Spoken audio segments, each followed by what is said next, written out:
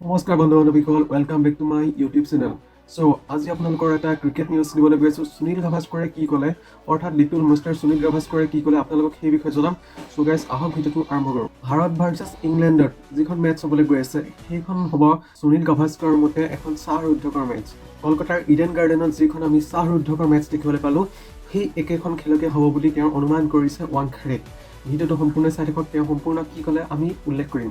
তেওঁৰ মতে এই খেলখন এখন হোমডিংগাৰ অৰ্থাৎ অতি উত্তেজনাপূৰ্ণ মেটচ হ'বলৈ গৈ আছে বুলি তেওঁ অনুমান কৰিছে। গাভাস্কৰৰ মতে খেলখন উত্তেজনা হোৱাৰ কেইবাটাও কাৰণ আছে।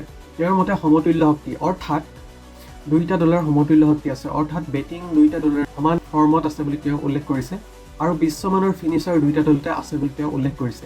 IPLৰ অভিজ্ঞতা দুয়োটা দলৰে IPLৰ অভিজ্ঞতা নিশ্চয় আছে, সেয়ে ভাৰততো আছে, ইংলেণ্ডৰো ইয়াৰ অভিজ্ঞতা আছে। ইণ্ডিয়ান পিটছত তেওঁলোকৰ বহুত খেলুৱৈ এই পিটছত খেলি আহিছে ইণ্ডিয়াৰ পিটছত, সেইবাবে তেওঁলোকৰ অভিজ্ঞতা ভালদৰে আছে, সেইবাবে তেওঁলোকৰ বাবে এটা এডভান্টেজ আছে বুলি কৈছে।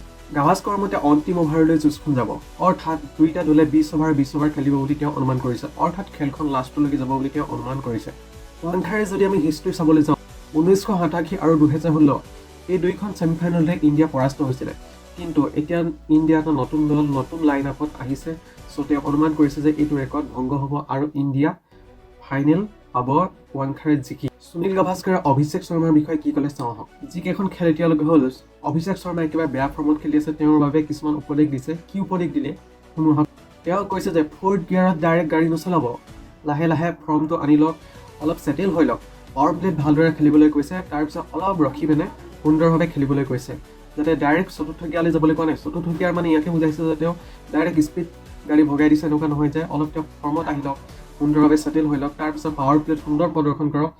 সুন্দৰ প্ৰদৰ্শন কৰিলে অট'মেটিক তেওঁ বেটত লাগি যাব আৰু সুন্দৰ পাৰফৰ্মেঞ্চ কৰিব পাৰিব। অভিষেক শৰ্মা চলি গ'লেতো ইণ্ডিয়া অনায়াসে খেলখন জিকি যাবলৈ সক্ষম হ'ব। ভাৰতীয় বেটছমেনসকল স্পিনাৰৰ বিৰুদ্ধে থৰক বৰক অৱস্থা বুলি কোৱা হৈছে, কিন্তু গাভাস্কৰে এই কথা নুই কৰে।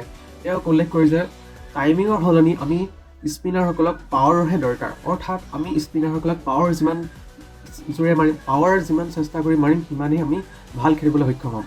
অৰ্থাৎ তেওঁ ইয়াকে কৈছে যে যদিও কেতিয়াবা পাৱাৰ টাইমিং যদি নিমিলে তেনেহ'লে এজ লগাৰ সম্ভাৱনা আছে, অৰ্থাৎ টাইমিং নিচিলে উইকেট যোৱাৰ সম্ভাৱনা নিশ্চয় আছে, এইবুলি তেওঁ কৈছে।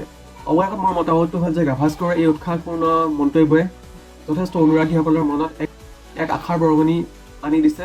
অহা 6 মাৰ্চত ইণ্ডিয়া আৰু ইংলেণ্ডৰ বিৰুদ্ধে খেল আছে। গাভাস্কৰৰ কথাখিনি আপোনালোকে কেনেকুৱা লাগিলে আৰু মোৰ ভিডিঅ'টো চাই কেনেকুৱা লাগিলে তেনেহ'লে এটা কমেণ্ট কৰিব, লাইক কৰিব। গাইজ নেক্সটৰ ভিডিঅ' অতি সোনকালে আহি আছে। ধন্যবাদ।